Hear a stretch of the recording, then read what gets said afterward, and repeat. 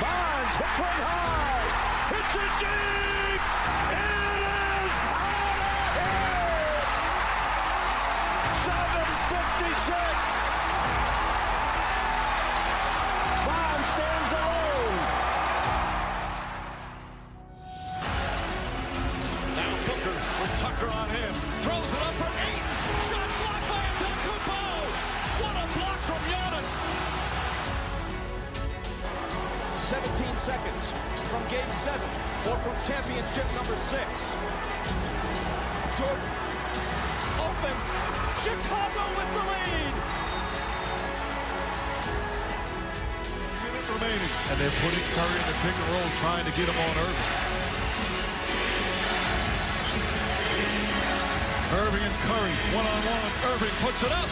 It's good. Kyrie Irving from downtown. We're sending it in, Jerome. That's for damn sure. Yes. What is up, everybody? Welcome to Tap Room Sports Podcast. I'm your host, Jordan. Stacks on Stacks, lads. Joined with my guy, Mr. Big Ballin. Yes, sir. What's up, Ben? How we doing tonight? Doing all right. Wish we had a 3-day weekend coming out here, but you know, we're we got a long stretch till Thanksgiving. So It's only like 2 weeks, 3 weeks away. yeah, that's a long 3 weeks. You're gonna make it. I have faith in you, Ben. I'm sure I will. But Man, what a weekend. What a weekend. We are being brought to you by Sharps. Make sure to download the Sharps app to your mobile device. Use promo code JORD517. It's free to sign up. Track your bets. Become a better. I certainly could use it right now because I am ice cold. it's been we had that really good week. What, like 2 weeks ago? The last 2 weeks have been rough. Yep. That just means we're going to be on the upward swing.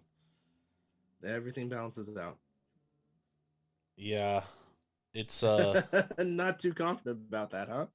I mean, dude, like the worst part is like when you beat the market, like you have a better number than what it closes at, which is CLV, and then like you just get fucking shredded. And I know CLV, like it doesn't matter because the right number is the winning number, you know what I mean? But yeah, it does show you that, like, you know, you are on the right side of the market usually. And then when you're just constantly losing those bets, like college yesterday, I beat the closing number on every fucking play I made. Yep. And I was 3-7. Yep. You know what I mean? And like, it's just frustrating, dude, because like, you know, the handicap's good.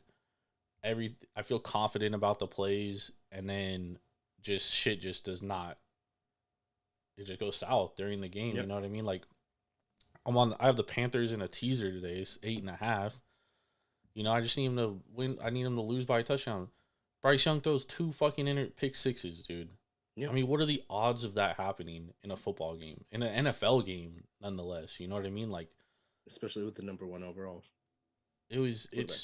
And that's the kind of shit that is happening to me. Like, it's just bad beat after bad beat after bad beat, and it's like you have to stay positive. You know, that's the only thing you can do. You got to stay positive, but it's like it's mentally draining, dude. Like it sucks because like I know I'm not a shitty handicapper. Yeah. And my results are just, they're not where I want them to be. You know what I mean? Yeah. And so it's like I keep saying like, all right, I need to go and like figure it out, but at the same time is like it's always worked for me, so why would I change what I do? Yeah. And I think because the game is changing, and you know, we need to adjust to that. Well, I think that's what hurt me on NFL today, is because I went out of my norm. Like I went away from plays I normally would not normally, but plays that I normally would make. I didn't play, and I played some other things. Like obviously, you know, Panthers teaser, I would make that play fucking 20 times out of 10, dude. I would do that again. And I had it teased with Buffalo, and Buffalo would have covered the 8.5 point teaser. Yep. So it's just frustrating, man. But I got to figure it out. I got to be better. And I got college basketball coming up, which is good. And I've actually been doing well with NBA, which is surprising because I always start out slow in NBA and then I like really pick it up at the end of the year. And then playoffs, I don't really play that much in playoffs. I just kind of play here and there, like spots. But we'll figure it out. We'll get it back on track, man. We will. We definitely will. Yep. It'll happen. It was a Good wild week. Yeah. Good weeks are coming ahead. That's for sure. Plus, as we get kind of going through and further down this, at least the NFL schedule, we start to see those trends. We start to see, what defenses are, working versus what offenses, and comparing teams. Well, I mean, I there were a couple games today that I didn't bet, which is a good thing because I would have been on the opposite side of it. So even then, like, I didn't see Washington after them depleting their roster going out there and beating New England. I mean, I don't see too much. Patriots are just so bad. yeah, exactly. I don't see too much too much upside in the Patriots, but still, I wouldn't have gone out there and especially expected Washington to win straight up. I mean, look at the Vikings. Yeah. Yep. Yeah. Same thing. And I should have been. Well, I didn't bet it, but I would have been on Atlanta today. Jaron Hall gets hurt, like second drive of the game, and Josh Dobbs comes in, doesn't even know the plays. Like, he even says it after, like he was asking guys like what he needs to do and shit. Yeah. And he ends up winning the fucking game, dude. And just it's that kind of, like, I mean, that's the NFL. Like, the NFL is just, it's fucking crazy. Like, Baker Mayfield last year goes and beats the fucking Raiders. Yeah. And like sometimes like the market kind of overreacts to injuries, and you can like take advantage of those kind of things. And like that's why I played the Bills -2 today, was because I felt like the market just totally was overreacting to the Bengals, in the sense that like the Bengals are coming off this massive win against the fucking Niners in San Francisco. They've beaten the Bills basically the last 2 times they've played, and the Bills were only a 2-point dog. And you like look at the game and you're like, all right, well, the Bills have one of the best pass rush win rates, and the Bengals have one of the worst offensive lines, and it didn't even fucking matter. You know what I mean? Like, it's just like, honestly, the Bengals defense isn't as good as it was, but I mean, they just own the Bills at this point. Like, there's just nothing else I could say. But that's one of those things, is like, my gut told me the Bengals were the right side, but I didn't listen to my gut. I went opposite, and I played Bills, and I should have played the Bengals. And that's how things have been going. On Saturday, Oklahoma and Oklahoma State. AK and I talked about that game on our show on Thursday, and we both said, like, we liked Oklahoma State. But then I'm like, man, like, this is a spot for Oklahoma, because Oklahoma's coming off a loss against Kansas. Oklahoma State was playing really well. Like, the market might be overvaluing Oklahoma State, and this is like the biggest game of Bowman's career. We've never seen him really do it in this spot, and boom, Oklahoma State wins. And honestly, Oklahoma should have covered that game. They were up by like 5 or 6 towards the end, and they just got way too conservative with play calling, and their defense gave up a 95-yard drive at the end. But that's how shit goes, man. Yeah, if you were 3-7 yesterday, I was 0-4, so I played the 4 games that you lost. That's how it goes. Wait, 3-4-7 or 3-7? 3-7. I had 3 wins, 7. I started out 3-0 on the day, and then I went 0-7 the rest of the day. Played 10 bets. Okay. Yep. Yeah. Well, that was something that I did with football today. Was I limited the number of bets that I had. I only had 4 plays today. Well, I threw a 5th in at the end of the day, but for previous weeks I'd been going in and throwing 8 plays out there, and today it's like, okay, well, what am I more confident in? And it was 2-2 on the day. Took a fucking like a insane record-breaking game from from CJ Stroud to beat Tampa Bay there, and then what it was, like a yard from Dak Who the from getting that touchdown for the for Cowboys? Dallas Yeah, I mean, yeah. dude, the Cowboys should have won that game. Yeah. There was a lot of and we're gonna talk about these games, but there was a lot of bad officiating throughout the NFL today. Mm-hmm. You know, but my thing is like I always say, like, if you like 8 plays, if you're confident in 8 plays, play those 8 plays. Yeah. If you're only confident in 4, just play the 4. Like today, I didn't really love the NFL board. Like I only played like 4 plays. Yeah. But it was the 4 most like I was confident in those plays. Yeah. And I went 1 and 3. Yep. 1 and 3. And that's just how it went, dude. And you know, and like, because people are always like, oh, you don't want to spray the board all over and stuff. I think everybody has their own philosophy. Everyone has their own strategy, and like whatever works for you works for you.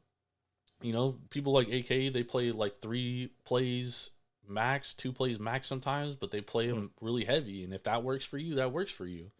Yeah. You know what I mean? But I don't think people should pigeonhole themselves, you know, to that kind of shit. The one thing you want to get away from is really chasing.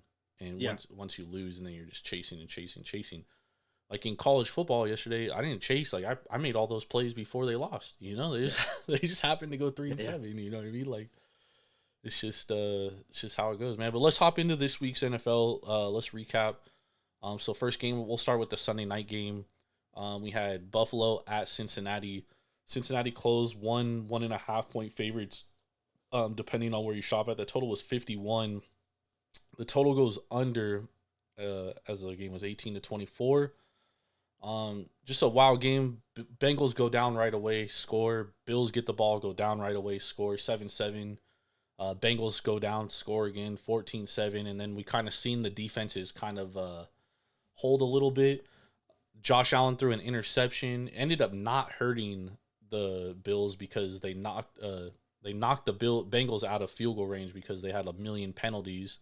Mm-hmm. But then to end the half, a lot of bad clock mismanagement with the clock, and the Bills don't end up scoring. They go into half down 21-7. They come out, kick a field goal on the first drive, and then they hold the Bengals, and then they're driving, and Dalton Kincaid fumbles the ball in the third quarter. Huge fumble. And it was like, at that point, I was like, man, this is just fucking frustrating, dude. Right when they start to get momentum and start going down the field, boom, fucking fumble. Bengals go down, kick a field goal, makes it a 14-point game, 24-10. Bills go down, they drive, about a 4-minute drive, score, get the 2-point conversion, so it's 24-18. They kick it off, and then the Bengals close it out. Yep. They run the clock. As someone that backed the Bills, obviously very frustrating, but at the same time, like, you know, the Bengals, they got their swag back, Ben.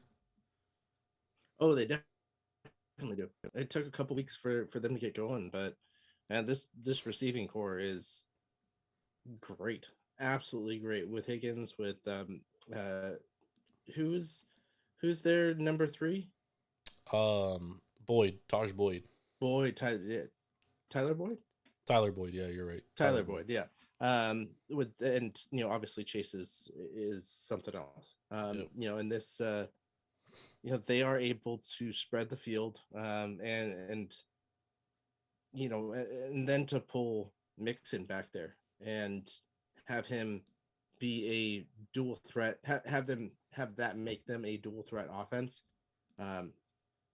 is outstanding. Yep. Yeah, I mean, the fact that they were able to run the ball pretty efficiently. I mean, the numbers don't really say they ran the ball efficiently, but I mean, I felt like they ran the ball very efficiently when you're watching the game. Yeah. Yep. But really, the Bills couldn't get pressure on Joe Burrow. He was getting the ball out very quickly. And then the Bengals were getting a lot of run after catch, a lot of yards after catch. Joe Burrow ended 31 of 44 for 348 yards. So, I mean, he wasn't really under pressure. He was kind of just sitting there picking it apart.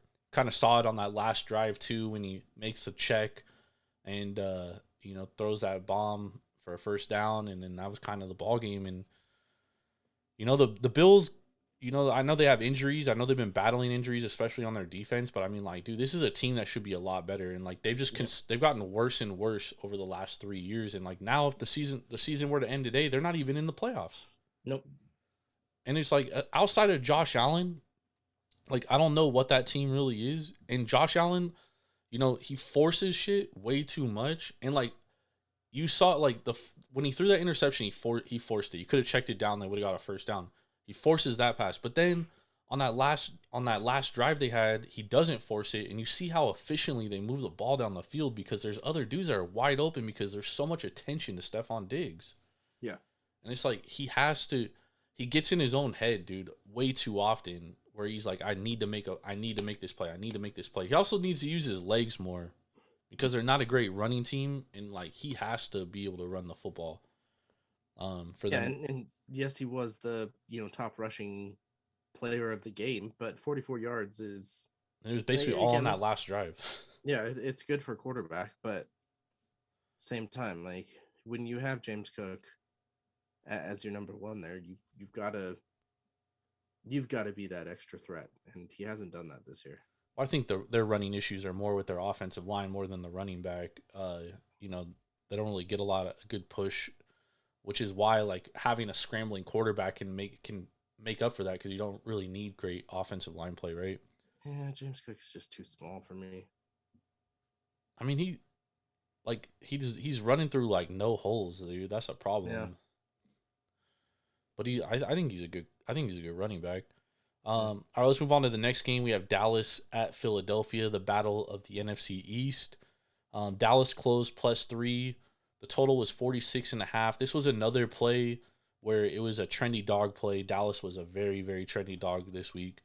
The total was 46.5. The total was interesting because the total didn't move at all week. It just sat at 46.5.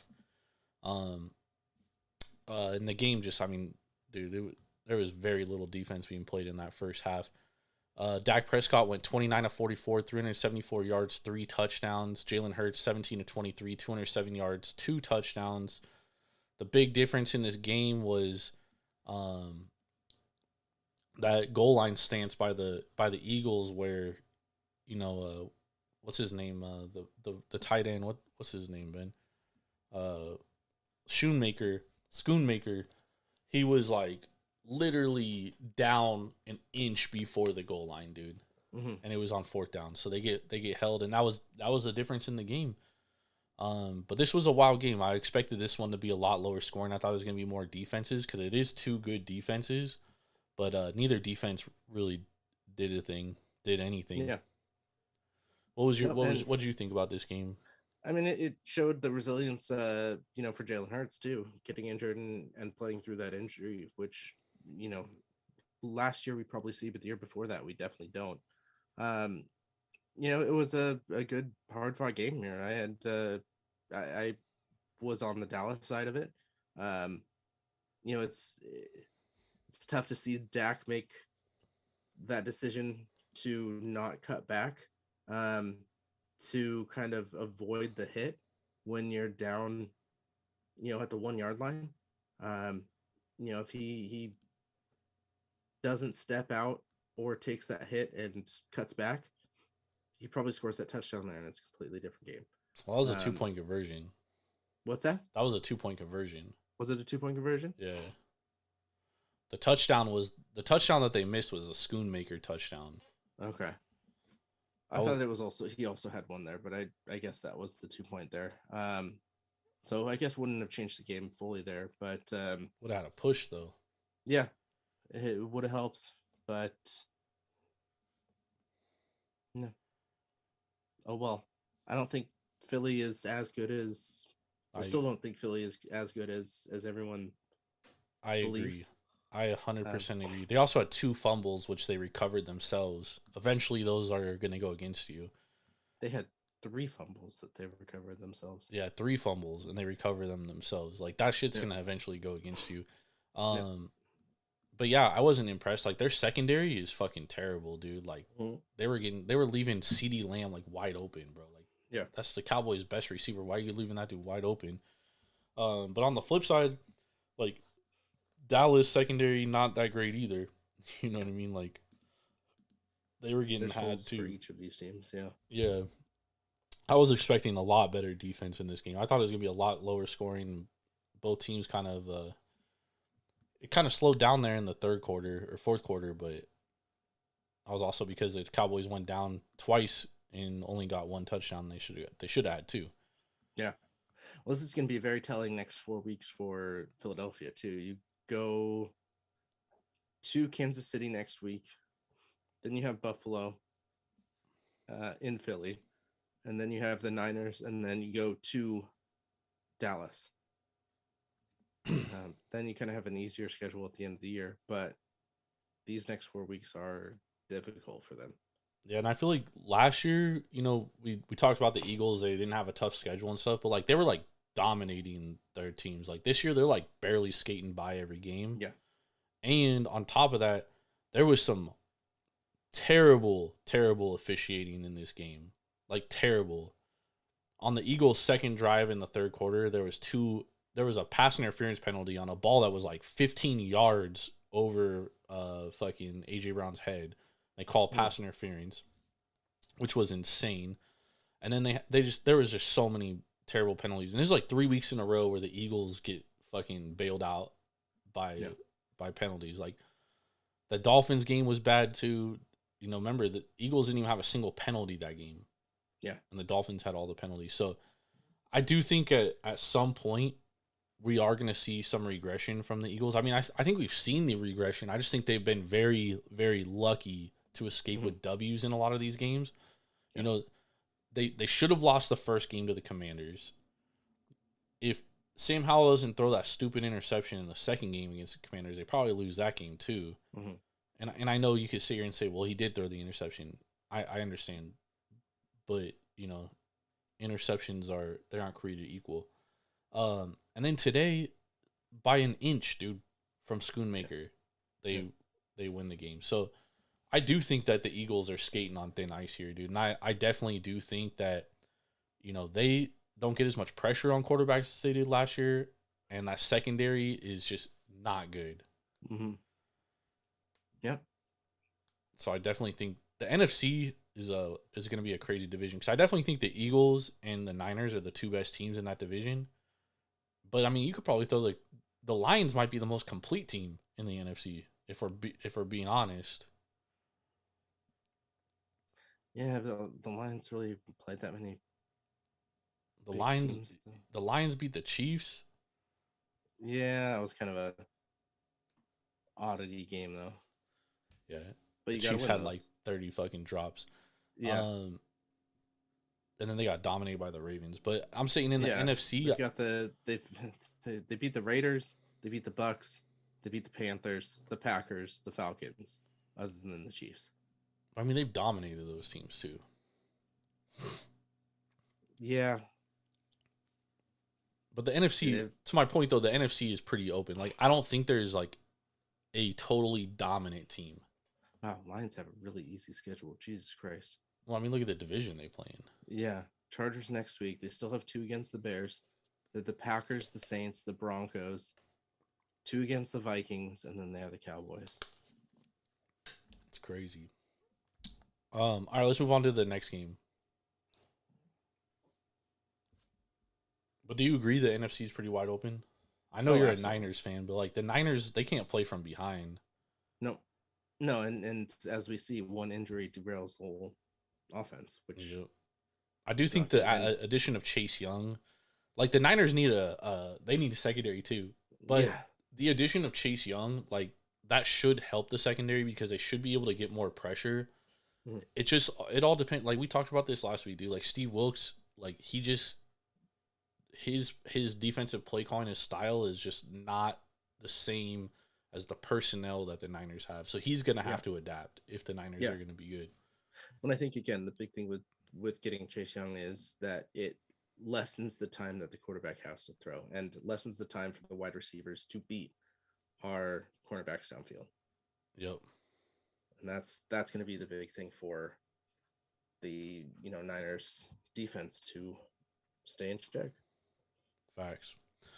All right, let's move on to the next game. We have the Giants at the Raiders. Raiders closed 1-point favorites. The total, 1.5, depending on where you were. And then the total was 38.5. The total goes under by a slim margin. 30-6 was the final score. Raiders win. First time all year the Raiders score over 20 points in a game. No rookie QB.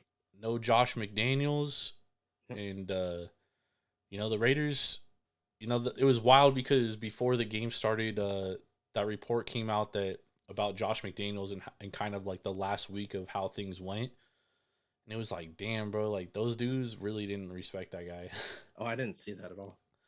Well, basically what happened is like he got up and he like made a speech in front of the team. And then he had Antonio Pierce get up and make a speech in front of the team. And then I guess Antonio Pierce said, like, we have to have a game plan. He was basically, like, shitting on the coaching staff as well, like, while he's talking to the players.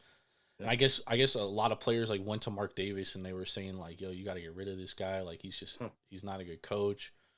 So, he'll probably end up back on the Patriots sideline soon. But he leaves. The Raiders pull out a 30-6 win. Daniel Jones goes down. Early reports say that he tore his ACL. Yeah. I honestly think that the Giants are hoping that he tore his ACL because I don't think they want they want him. Well, yeah, but you don't have Tyrod Taylor there either. So I mean, at this point, dude, their season's over, Ben. Yeah.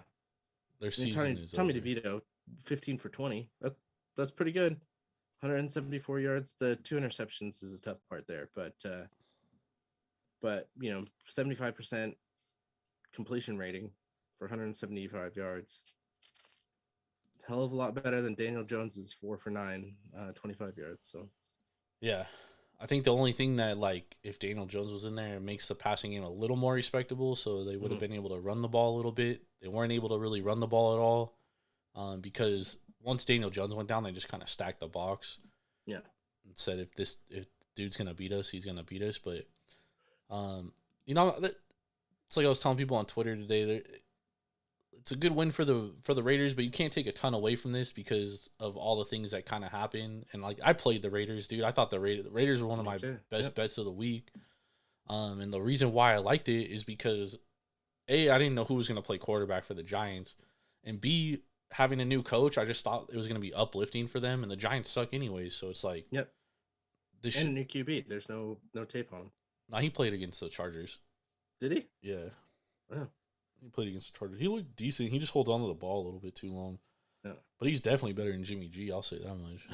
There you go. But yeah, I don't know. As far as the Raiders going forward, like, they might get 1 or 2 more wins, but I'm not expecting a ton.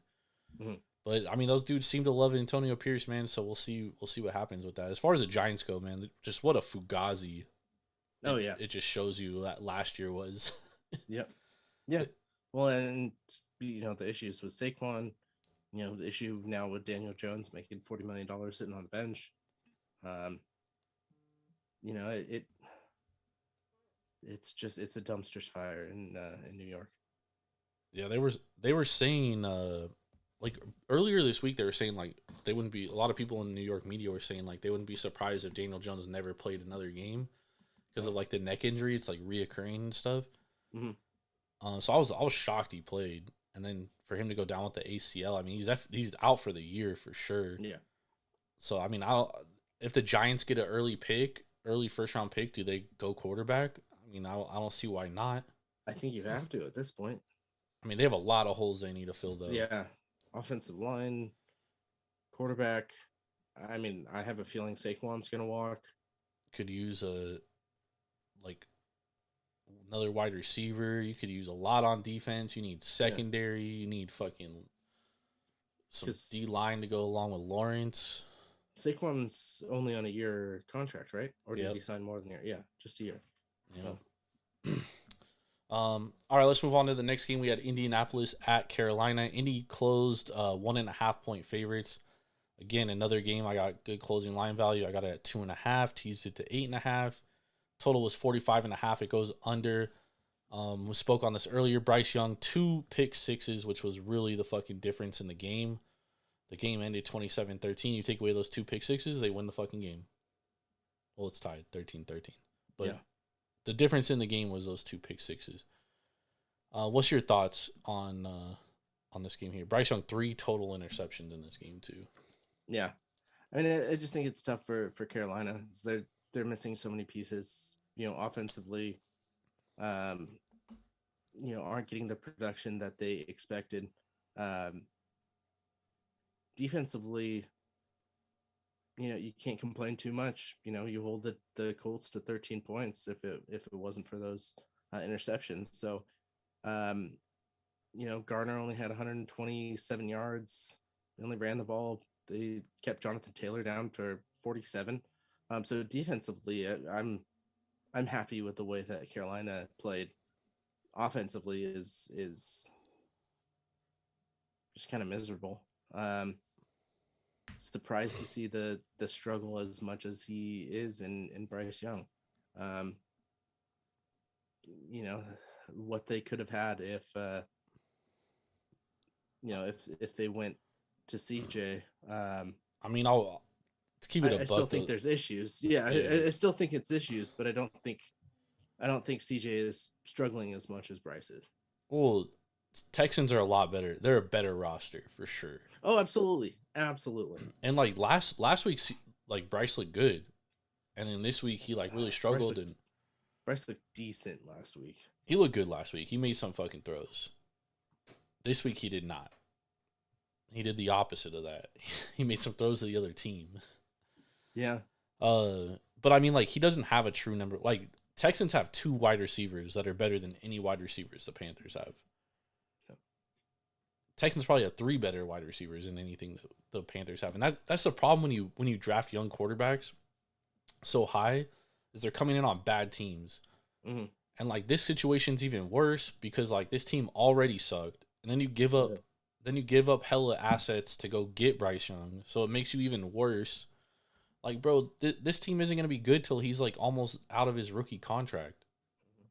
And that's the problem with the Panthers. And that's why. And that's even a question mark if they're going to be that good at that point. Yeah, it is. It's definitely a question mark. There's no guarantee. They have no first round pick this year. Yeah, do they have one next year either? Next year they do. This year they don't. Okay.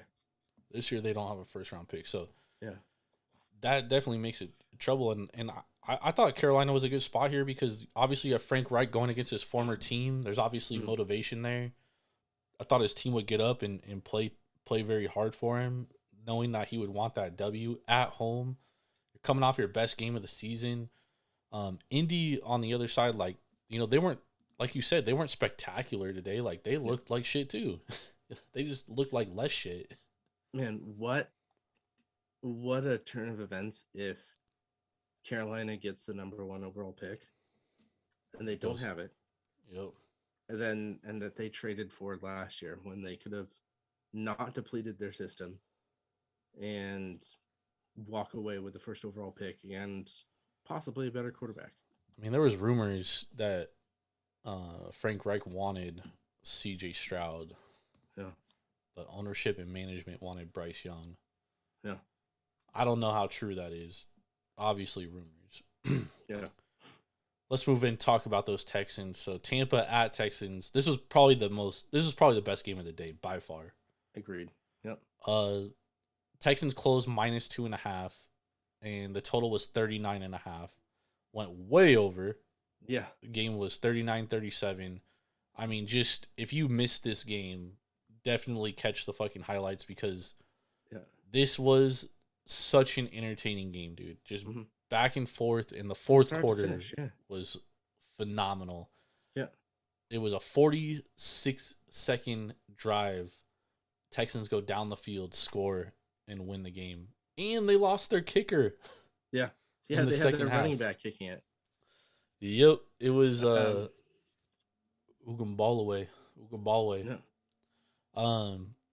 Just a shit show of a game, and if anyone out there had Texans -2.5 or -3, like the whole reason why you didn't cover is because they didn't have a kicker, so they didn't want the kick to get blocked, so they just kneeled for the extra point. And man, I had Texans -2.5, so I mean it was a terrible beat for me. I should have just played a money line, but I didn't want to lay the extra juice.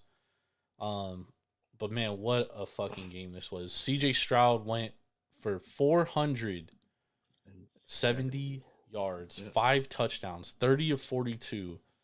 Just an incredible incredible fucking game. And Baker Mayfield wasn't bad either. He was 21 to 30, 265 yards, 2 touchdowns. He had a couple nice passes. He had a Rashawn couple White. dumb passes though. And you got to expect that from Baker. Yeah. Rashawn White, 20 rushes, 73 yards, 2 touchdowns. I mean, just a great game, man. And they, again, if you're like me and you had Texans minus 2.5, dude, it's a terrible beat, because if they had a kicker, they would have had at least 3 more points, because they also went for they went for 2 earlier in the third quarter because they didn't have a kicker. Mm. So yeah, and I'm over here. I took Tampa Bay money line, and I'm counting my money. You know, when it's 46 seconds left, they just scored. It's like, oh, they can hold it for 46 seconds left. And oh my God, CJ Stroud is him. CJ Stroud had a hell of a performance. So, and Tampa Bay's defense was not great today, not great at all. Their defense is normally good. What's that? Their defense is they have a good defense. Yeah, it did not show up though. Did not show up today, and it's could have been a look over spot where you're like, oh, we've got the Texans. They're the Texans, but man, everybody on the Texans looked good today. Yep, that was a hell of a they have the Titans next week. Division game. Yeah, so they could have been overlooking Houston here. Stroud versus Levis. Yeah, it's Tampa Bay has Tampa has Tennessee. Tennessee, yeah. Nice. So but I mean, good for Houston. They're playing well.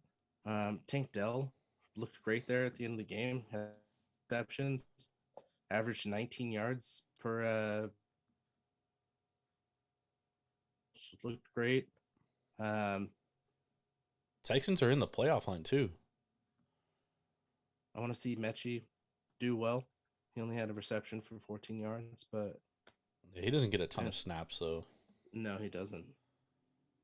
But the Texans they're only like a game out of a wild card spot. So I mean, they have an opportunity. Yeah, I think that's going to be difficult, but they have an opportunity. They've got the Bengals next week. They've got Jacksonville to play. The Browns to play. You split probably against the Titans if they can split against the Titans. Colts is a question mark game. Jets is a question mark game. Who knows what the fucking Broncos are doing week in and week out. Damn, does everybody have a bye next week? Next week. Let's see. I mean, I kind of felt like everybody had a bye this week. You had Denver, Detroit, San Francisco, and Jacksonville. Next week we have. I know the Eagles are on a bye.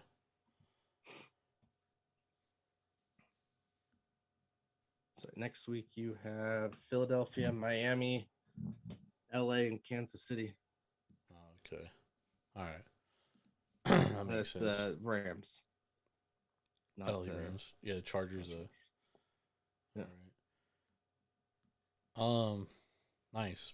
All right, let's move on to the next game. We had Baltimore against Cincinnati. This was a game that I was looking at last night, and I kind of liked it. I didn't end up playing it, thank God, because the Ravens won 37-3. But I figured, this was a good spot for. I thought Seattle could hang within a touchdown for sure. I thought it was going to be a close game. I did not expect a blowout in this game, and this is a thing with Seattle that it's just frustrating because you never know what Geno Smith you're going to get, dude. Yeah. And that's the issue I have with Seattle. Yeah, absolutely. And also Lamar played a hell of a game. Yeah, he got hurt too. Yeah. Played a hell of a game. 21 for 26 for 187 yards. He also had 60 yards rushing on 10 carries. Keaton Mitchell, huh? 9 carries for 138 yards. I've never even heard of him before. That shows my football knowledge, but And see, I mean, a lot of 2 scores came off Seattle turnovers too. Like they had a bad interception and a terrible fumble, and I was like, they couldn't recover from that shit. But again, Geno Smith was 13 to 28, and like you got to be better than that, dude. And like you're supposed to be, the strength of your game is supposed to be accuracy, and like you weren't accurate. No, not at all. And I think that's going to be the thing for Seattle is like it's hard to count on them, and like everyone liked them as a darling to win the NFC West this year before the season, and I was just like, there's no way I could do it because we saw it last year. Geno Smith started off hella good last year, and then he like hella took a decline, and then he played a little bit better, and then he kind of just like plateaued out, and you don't know what you got. Yeah, and it's not consistent week in and week out. Nah, it's like the furthest thing from consistency. Like some days he looks hella good, and then other days he looks fucking terrible, like today. And it cost them the game. And, you know, again, Lamar Jackson, he balled out. He had a good game. But, I mean, you look at the box score and, like, it doesn't scream out like that Baltimore dominated the game. The only reason why we know they dominated the game is because of the scoreboard. Yeah. Yeah. And the Seahawks can't stop the run. Total points. Yep. Got to be able to stop the run. And they went and got Leonard Williams. Should help. But we'll see. Yep. Bad loss puts the Niners right back in first place. So Niners had a bye week and made some moves. Yep. And are getting healthy. Yep. So that'll be something to look forward to. All right, next game we have Washington at New England. We kind of touched on this a little bit earlier. New England closed 3-point favorites. The total was 40. The game goes under. Washington wins 20-17. Washington jumped out to a 10-0 lead in this game. New England comes back. They score 14. They go into half 14-10. And then Washington was just a much better team the second half. Yeah. And Mac Jones missed a lot of throws again. I definitely think New England, only having 2 wins, I definitely think they're going to be looking at replacing Mac Jones after this season. I don't think he's it. But Sam Howell, man, that dude he's legit, bro. There was a 3rd and 23, Ben, and he rushed for a first down. I saw that, yeah. It was insane. Yeah. So I think Washington got something cooking, man. I know they traded Chase Young and Montez Sweat, but, obviously Riverboat Ron, Paddleboat Ron, he's not going to be there at the end of this year. They're probably going to elevate what's his face, Eric Bieniemy to head coach. Mm-hmm. And Eric Bieniemy's done a hell of a job with this offense. Like the offensive line is not great, but they still produce. And like they had almost twice as many yards as New England today. Like this is a game unlike the Baltimore game. I show you this box score without showing you the score, and you're like, man, Washington probably won this game by 2 touchdowns. No. But they only won by 3. Yeah. Sam Howell had he had a bad interception at the end of the first half. Yeah. I think the interesting thing here is like at 4-5 right now, Washington's in that eighth spot. Yep. And you kind of decimate your defense to build for next year, yes, but they're not as far down as I expected this team to, be sellers at the deadline. Yeah, I think the biggest thing about them was like they weren't going to be able to keep both those guys, so they were like, we might as well get something. Yeah. And I think that was the biggest thing.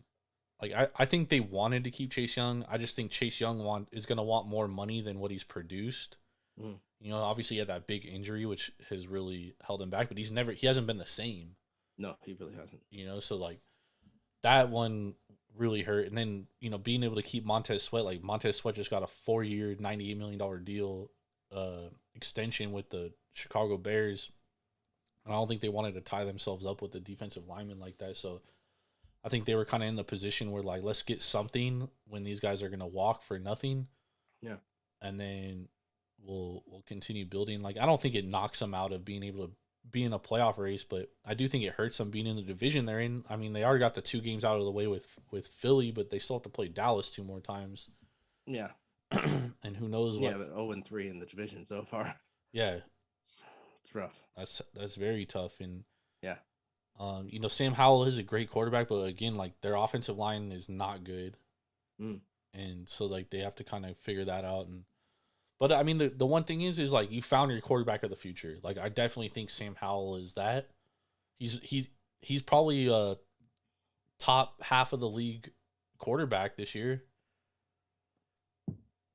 He's better than half the league. I'll take him over Geno Smith. Yeah. Yeah, there's a lot of QBs that I mean, are look at struggling. He'd start on Arizona. He could Yeah. definitely start on Seattle.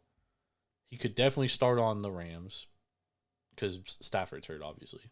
Yeah. He could definitely start for the Packers. Could definitely start for the Vikings because Kirk Cousins is hurt. Yeah. Could definitely Giants. start for the Bears. Yeah. Could definitely start for the Giants. Could definitely start for the Bucks. Could definitely start for the Saints. Could definitely Packers. start for the Panthers. I mean, dude, there's like more than half the league he would be the starter for. So I mean, going forward for them and Falcons, I think it's beneficial for them because they might suck the rest of the year, Ben, but they could use that draft pick. They could trade back and get more draft picks because they have their guy. Mm-hmm.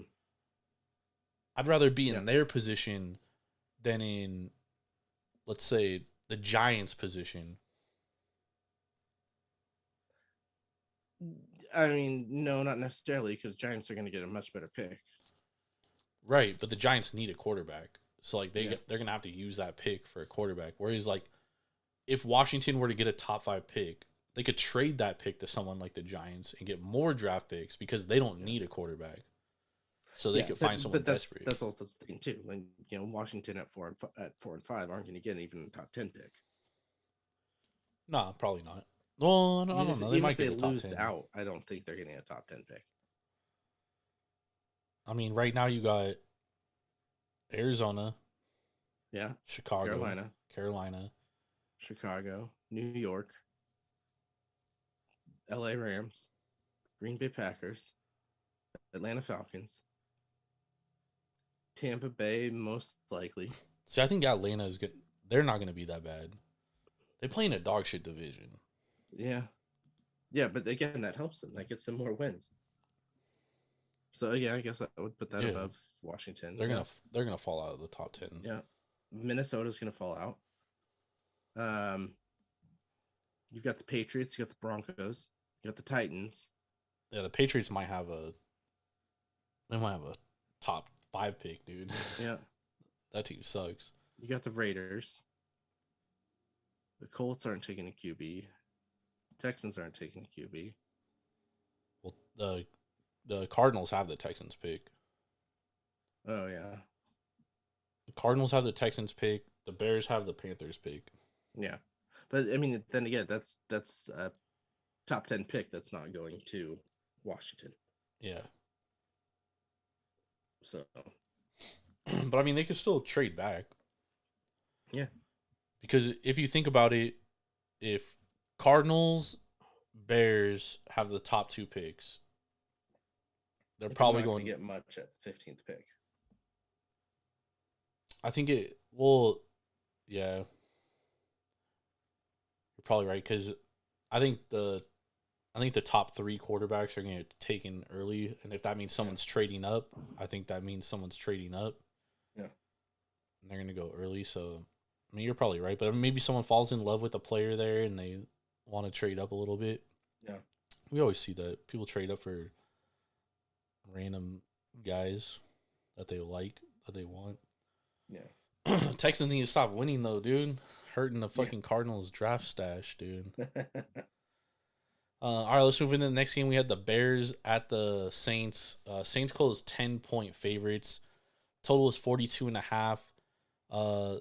This game was 17-24. For a while, it looked like the Bears were live for an upset. But the Saints hang on. Tyson Bagent threw one too many interceptions. 3 total. he threw many. three total interceptions. But I mean, like, dude, the Bears looked pretty good throughout this game. Like, you know, they probably should have won it. They were probably the better team if we're keeping it a buck. Yeah. And that's what worries me about the Saints. Like, the Saints should have been in total control of this game, but they kept letting Chicago back in it too. Like, they just could not close the door. And then eventually, you know, Chicago hurt themselves, end up losing 24-17. Obviously, the Bears are fucking, they don't want to win. Yeah. Man, what a fucking switch army knife Taysom Hill is. Yeah, but every time he comes in, dude, you know he's fucking basically running it. I mean, he threw for a touchdown today. He had 52 yards carrying the ball 11 times. And he had, 4 receptions? Yeah, 4 receptions. 13 yards and a touchdown. Yeah. 1 receiving touchdown, 1 passing touchdown. Yeah. I mean, that's what he does, dude. It's crazy. It's absolutely crazy. He's the Mormon haymaker. I mean, yes, the Bears played better, but the Bears are bad. Yeah, they're a bad team. They are a bad team. They own that 2-7 record that they have. Yeah. Rookie quarterbacks now of 9-point dogs or more this season are now 1-5 against the spread. That was the first game a rookie quarterback covered that big of a spread. Okay. All right, let's move on to the next game. We had the Rams at the Packers. Packers closed -4. The total was 38. Total goes under. Rams look like absolute fucking dog shit without Matthew Stafford. Yep. Talk about a bad fucking team. This is it. Mm-hmm. And they actually own their draft pick this year, which is good for them. Yeah. Brett Ripien was 13-28 for 130 yards, 1 interception. Jordan Love, 20-26, 228 yards, 1 touchdown. This was an ugly fucking game to watch. I only caught the parts on Red Zone, which was very, very few and far between. Yeah. Yeah. But what any take on these two teams? I mean, obviously the Packers are nowhere near as good as I thought they were going to be. No, it was a battle of the bottom here. I mean, Jordan Love looked better today than he has probably all year. Yeah. But it was against, the Rams team that was just horrendous. Offensively couldn't put up and could barely stop it. Yeah. Yeah, they could barely fucking 228 receiving yards, 184 rushing yards. I feel think this is probably the most well-rounded the Packers have ever played this year. aside from the Bears game, yeah. The first Even then, they first didn't game have of the season. They didn't have they couldn't run the ball during that game. No, they did. That's why. Did they? Yeah, in the first half it was close, and then finally they realized, oh, we should fucking run the ball, and that's kind of when they took things over. But yeah, it was definitely their second best game in my opinion. They scored like 38 against the Bears that first week. Yeah, they did. Yeah, the Bears bad. Yep.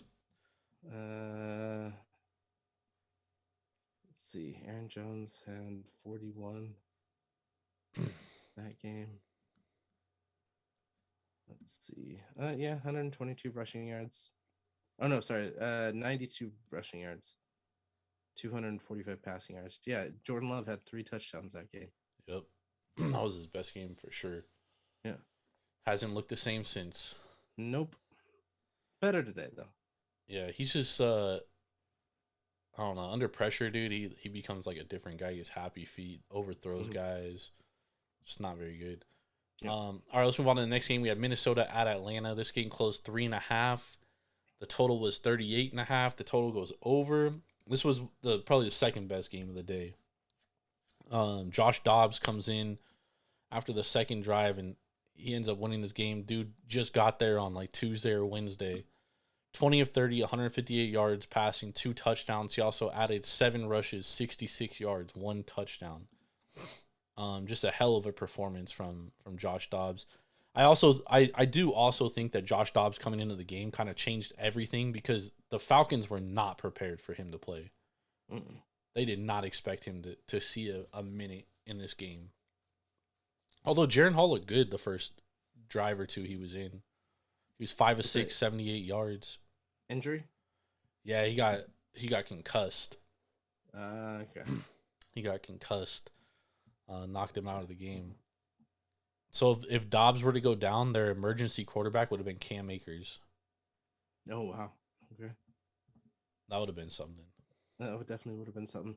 I mean, and you know, looking at this, they have a fairly easy schedule for the rest of the year. Like they can definitely stay in playoff contention here. So Yeah. it wouldn't surprise me if they, you know, even with Dobbs, they were able to, you know, get a couple more wins and at least keep that 6-7 spot. The thing with Dobbs though is like, you know, he was good for 2 to 3 games with Cardinals, and then he was just awful. And I kind of expect the same thing. Like this was a spark. It was awesome in the moment, but it's not. This is not how it's going to be the rest of the season. Yeah, and obviously he has way more talent on Minnesota than he did with Arizona. Like I'll admit that, but I'm not expecting they might hang around and compete for a playoff spot, but I'm not banking on them making the playoffs. No fucking way. I mean, they've got the Packers, the Bears, the Broncos, and the Raiders as their easier games. Then they've got the Saints, and then 2 against the Lions. And then they have the Bengals. The Bengals is their only difficult game. I mean, the Lions are a difficult game. I mean, I think the Saints are a difficult game. I don't necessarily see the Saints. No, I don't necessarily see the Saints as that difficult of a. The Saints are a good team, dude. They have a good defense and they have a decent offense. It's just Derek Carr's hella inconsistent. Yeah, that's their problem.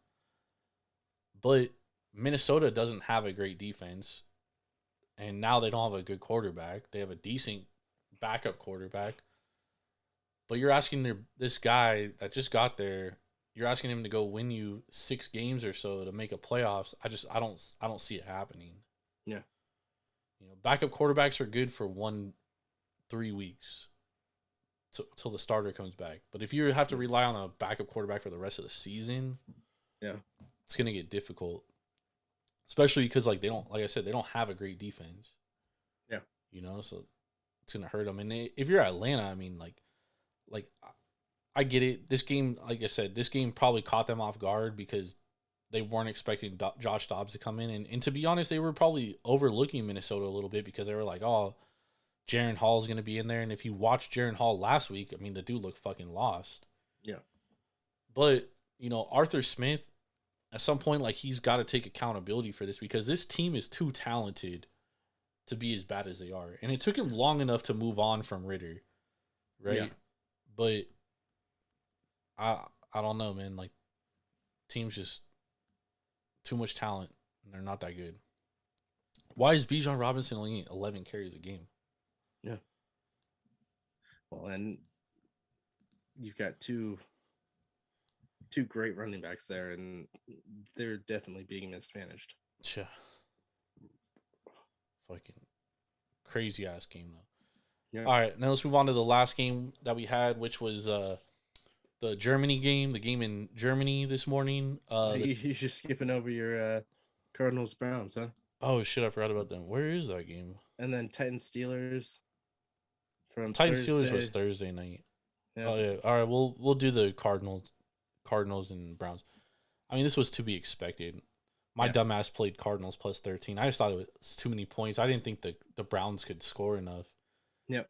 But Clayton Tune. Oh, he was terrible, dude. He was bad. He was really fucking bad. Only 58 yards, 11 of 20.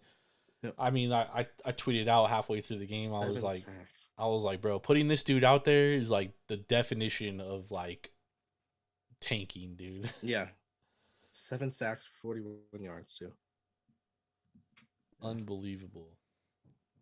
Unbelievable. But the Browns, I mean, they have a great defense. That's why I thought it wasn't a good position to put this kid in. But man, they suck. Yeah, when you trade away Dobbs, you have to. I mean, I don't know if Dobbs would have been that much better, but yeah, he would have been better. Definitely wouldn't have thrown for 58 yards. All right, let's move on to the Germany game real quick. This was a 1-point game. Closed Dolphins as a 1-point favorite. Chiefs end up winning 21-14. The total was 51.5. It goes under. Chiefs defense, man. This is the best defense Kansas City's ever had. And if the offense can ever figure it out, this is a very, very dangerous team. Yeah, I mean, yes, let's give credit to, Kansas City only allowing, the 14 points to Miami, but Miami did not look good today. I mean, I think a lot of that has to do with the Chiefs defense too. Yeah. Yeah, it definitely has a little bit to do with the defense. A lot of drop balls, a lot of stupid throws by Tua. Obviously that fumble at the end of the game was the final, nail. But I think this was more of a poor performance by the Miami offense. I also thought defensively they played well. They played pretty well defensively. But yeah, that's the other thing is like Kansas City hasn't looked good offensively all fucking year. Yeah, they really took Kelsey out of the game. And at some point, that's got to change. Was Taylor Swift at the game? No, she was not. There's 3 receptions for 14 yards. Yeah, that was he was being doubled all fucking day. Not a great Kelsey type game, but I mean, other guys stepped up when they had to. Yep. And they ran the ball pretty well too. Pacheco 16 for 66. Mahomes ran for an additional 24. Yep. We'll see. But I'm telling you, man, if Kansas City ever gets their offense right, man, this is a dangerous fucking team. Yeah. What was time of possession? Oh, pretty split evenly. 48 more seconds for Miami. Yep. Let's take a break real quick, Ben, and then we'll hop back in here and we'll get to Monday Night Football. Sweet.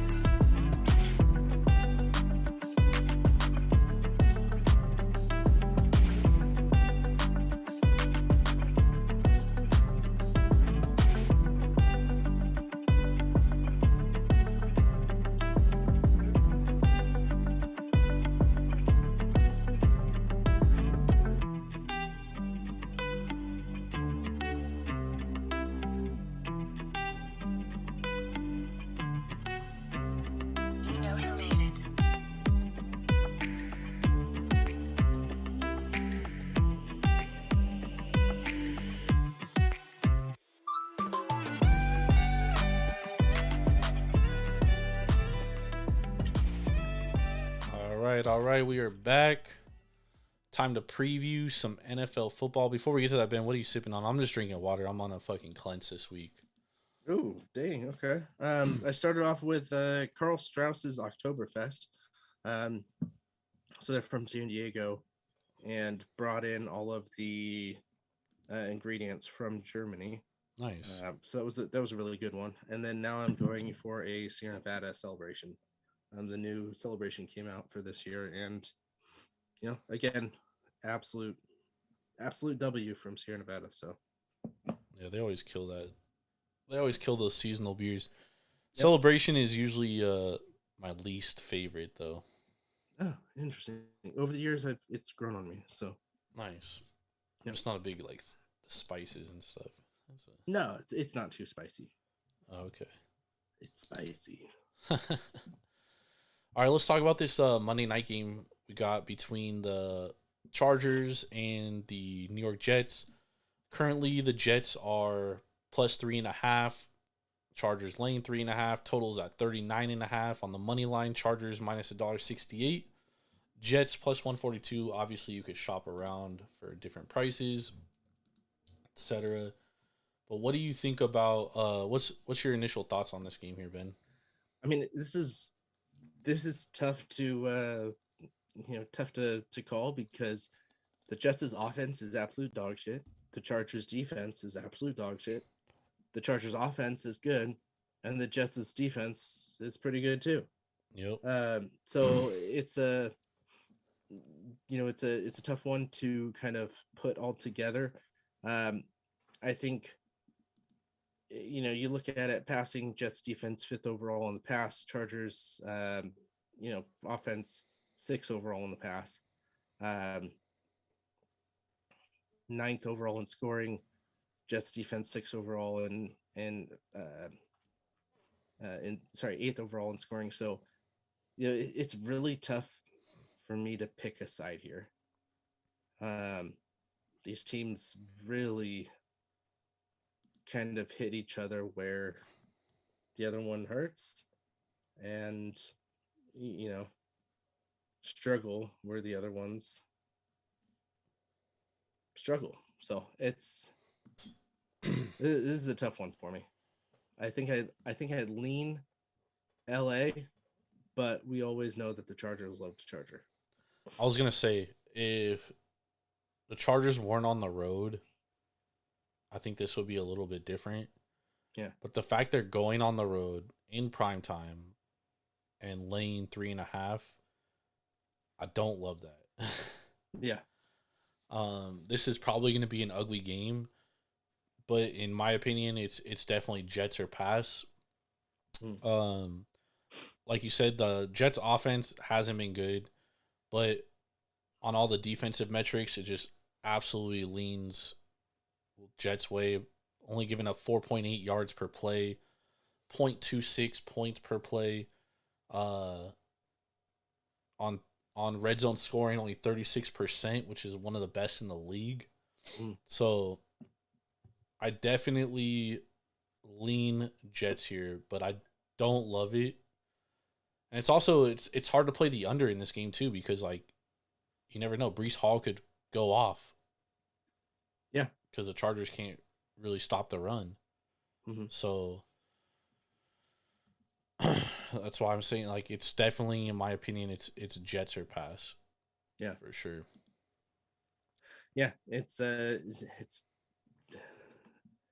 interesting one. You've got some injuries coming in too. Lazard isn't playing. The Jets offense, which is going to cause some issues. Oh, Josh Palmer is also not playing for the Chargers. Uh-huh. He's out, which is huge.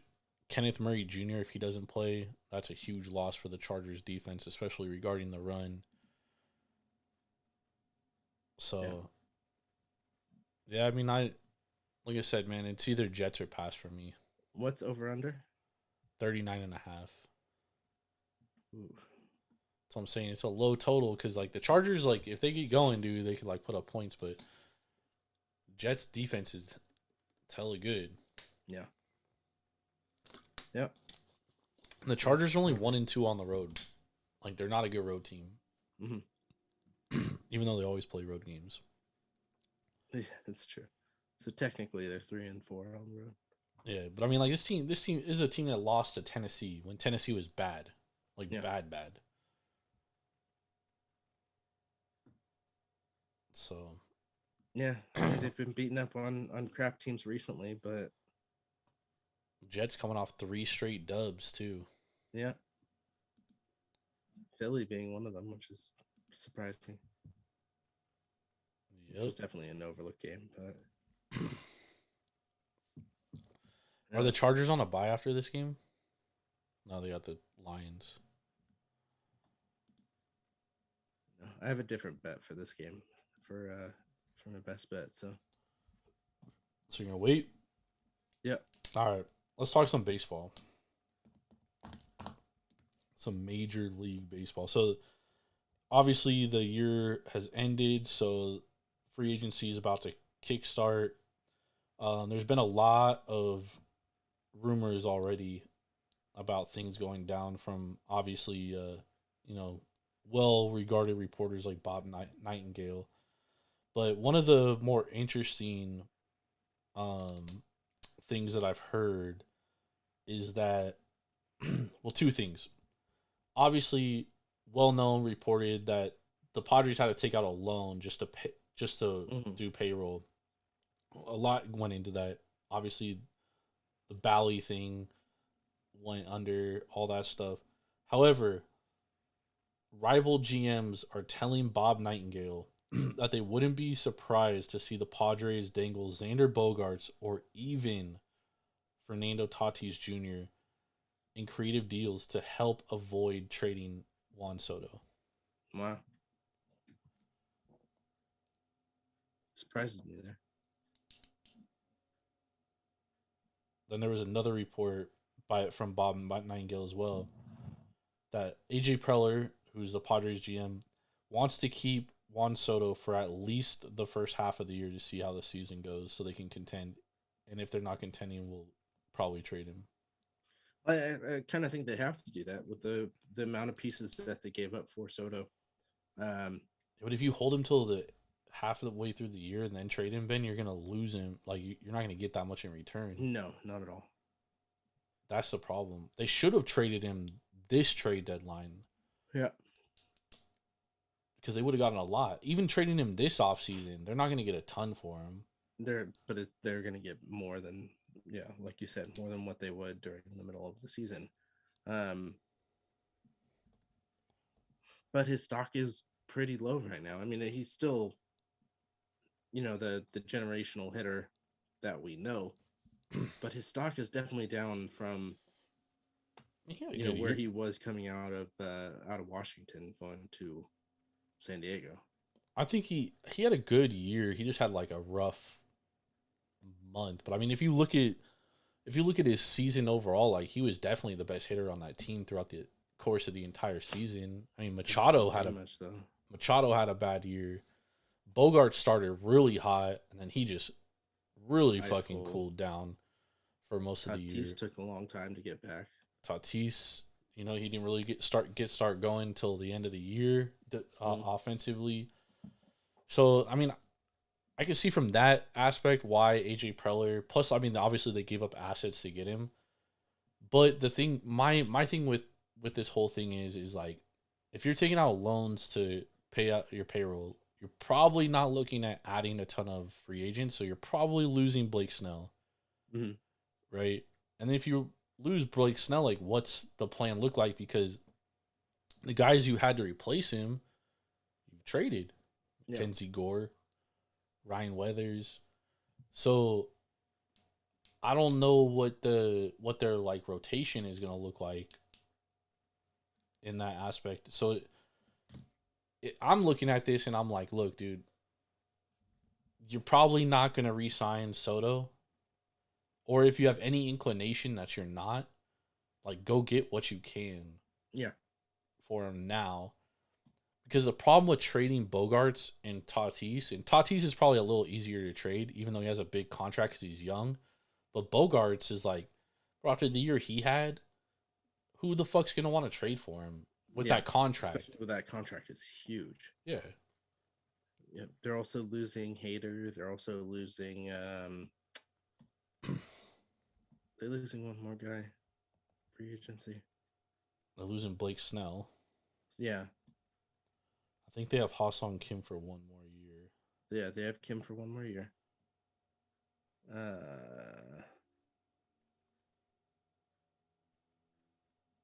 think they're losing Waka, but I mean, that's like, he's like older dude. But those are all the big guys they're losing. Yeah. Yeah. But for pitching senses, Hader and Snell are substantial. Yeah. You think retires? He could. I mean, he's having Tommy John, right? He's out for the year. Yeah. So that's a huge blow. So again, like you're gonna lose Blake Snell. You're not gonna have Yu Darvish for the year. So the Phillies aren't likely to re-sign Aaron Nola per reports. Mm-hmm. They're gonna go after Blake Snell. So we'll see what happens with that.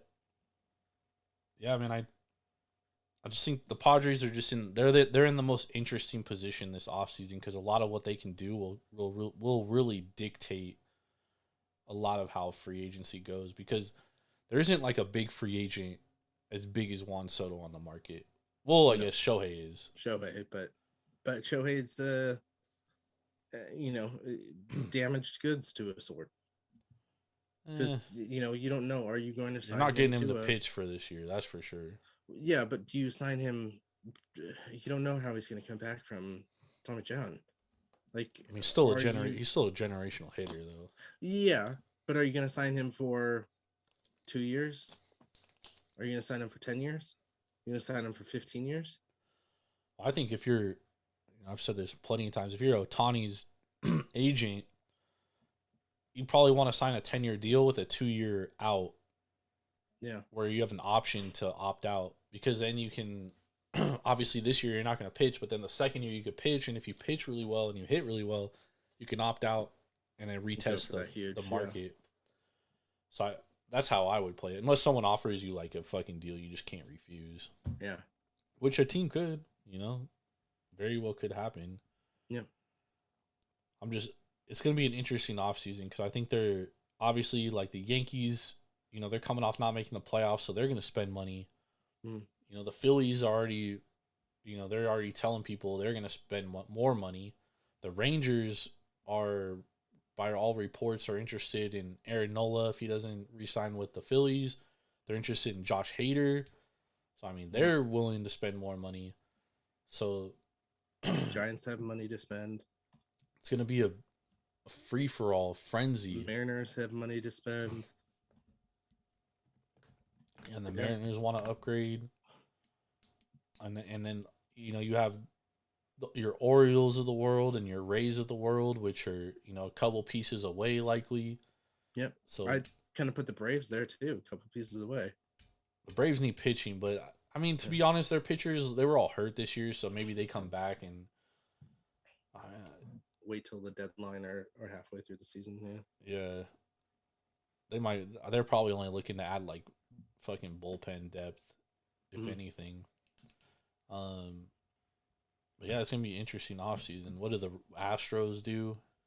Yeah, a lot of Korean and Japanese players coming over too. Yeah, Yamamoto is a big one. By all reports, he's probably gonna sign with the Mets. So and join Jung-Ho Lee. There was another one too. And these are all top 25. Yamamoto is the big one from Japan, though. Yeah, I thought there was another one too. Shota Imanaga. Not familiar. Bob Nightingale also reporting these are the teams in on Shohei. Dodgers considered the favorites. Cubs, Red Sox, Yankees, Mets, Blue Jays, Giants, Mariners, Padres, Rangers, and Angels. I mean, the Angels are done. Yeah, I don't know. They're gonna get him. The Miami Marlins are also hiring Peter Bendix to run their baseball operations department. He was the GM for the Tampa Bay Rays.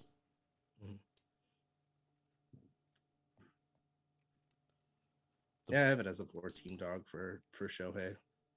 I have it Dodgers, Giants, Mets, and Mariners. So Giants are probably the last spot there. They need so many pieces for Shohei to want to go there. So yeah, probably true. The Reds also declined Joey Votto's his club option.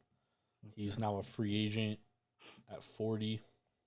Yeah, I mean, you got some big names here. You've got the big pitchers coming in. You've got Bellinger, who's a free agent. You have a lot of pitchers here. Matt Chapman, who had a couple horrible years, 2 horrible years now. Still an elite defensive third baseman though, so he'll always have a spot basically. Soler, Gurriel, Bryce Hoskins. Like there's some bats out there. Yeah, it's There's just a not lot like of a. pitchers. It's not like a game. It's more like depth. You know what I Yeah. mean? Like Candelario.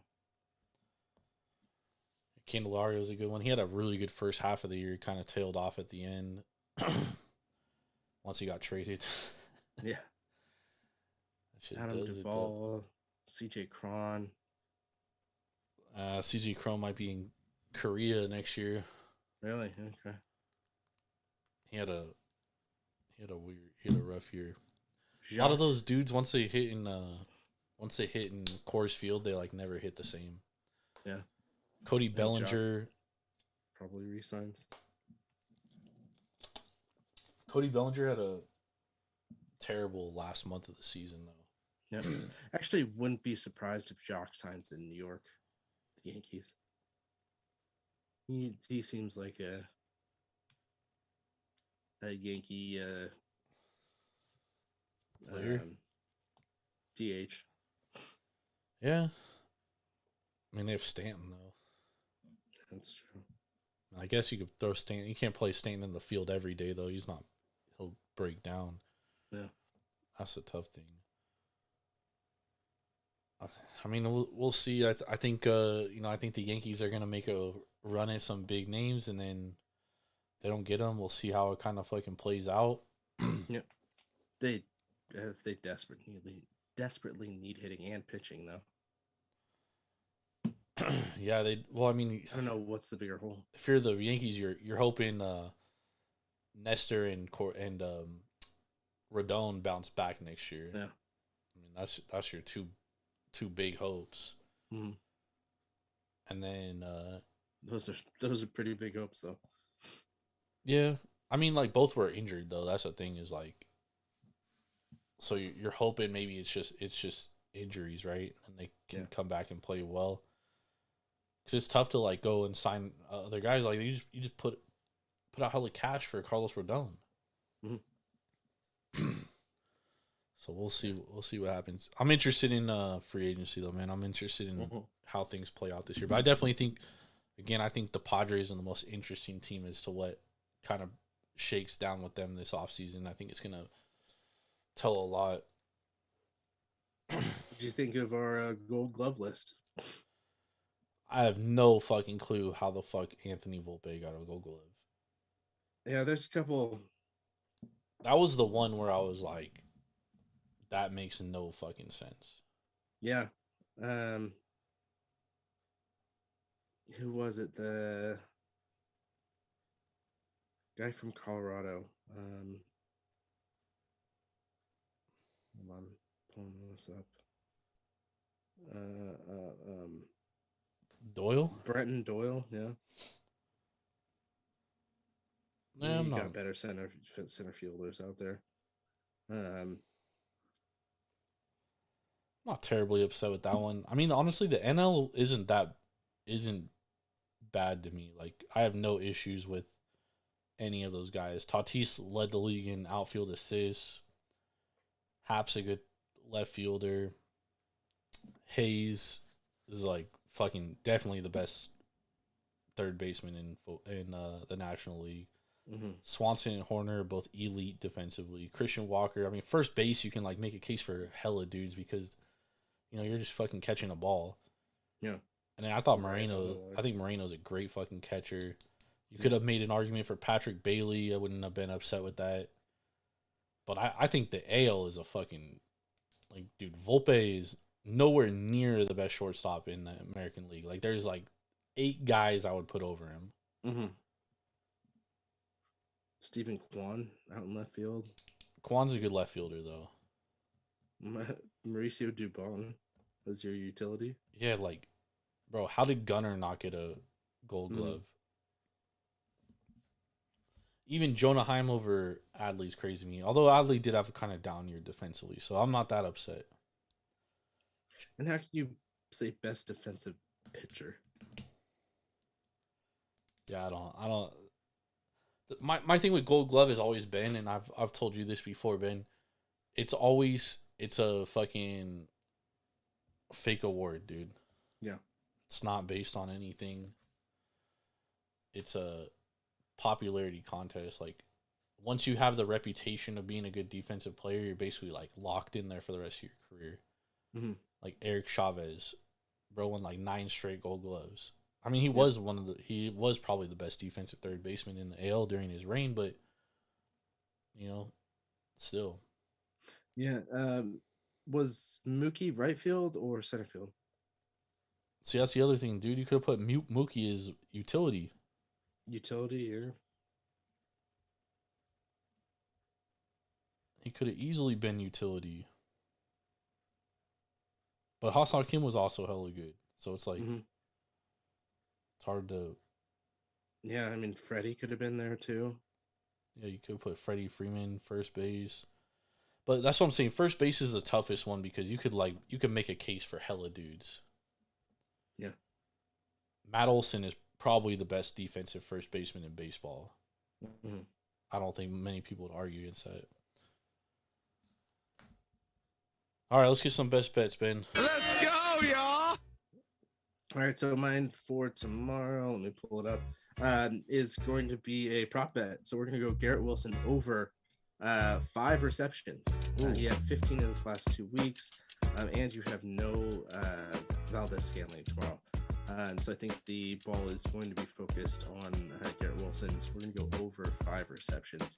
I personally thought that number was really low from his past production. So, and the struggle that the Chargers have. Interesting. Protecting the pass. So, like it. that's my one bet for tomorrow. Only one. All right. College basketball starts tomorrow. So we're going to hit the hardwood. Taking USC minus 2.5 against Kansas out here in Vegas. This USC team is very fucking good. Probably, arguably, the best backcourt in the country. And Boogie Ellis and Isaiah Collier. So I like USC tomorrow. I think they get off on the right foot. Kansas State's also gonna be missing their starting center. They're coming off a big year. I like USC to get off on the right foot though tomorrow. Very much looking forward to the start of college basketball. There's college basketball all fucking day tomorrow. Starting at like 1 o'clock. Well, starting at 8 in the morning actually. Hold on. I might have one more. I just want to see if there's a line out for this, because this makes absolutely zero sense to me. I just checked hockey really quick. They have Edmonton over Vancouver.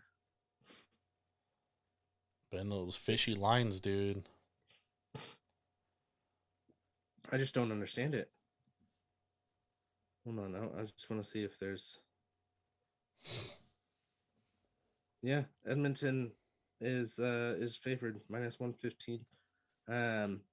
Vancouver minus 105. So, quick look. We're gonna go Vancouver minus 105 over Edmonton. Nice. So one more hockey bet. Let's get it. Let's cash these tickets tomorrow. All right, thank you everybody for joining us. We will be back on Tuesday night. We'll be talking some NFL because there's no more baseball to talk about. Maybe we'll talk some NHL. Maybe we'll talk some NBA as well. So definitely tap in with us on Tuesday night, 9:15 p.m. Pacific Standard Time. Follow me on Twitter at Jordan Rules TSP. Follow the show at taproom_sports. Follow the podcast on Instagram at Taproom Sports Podcast. We appreciate y'all for hanging out with us. Let's cash these tickets. Let's fucking go. For Mr. Big Ball and Ben Larson, I'm Jordan Stacks on Stacks on Stacks, lads. We out. Peace. Later.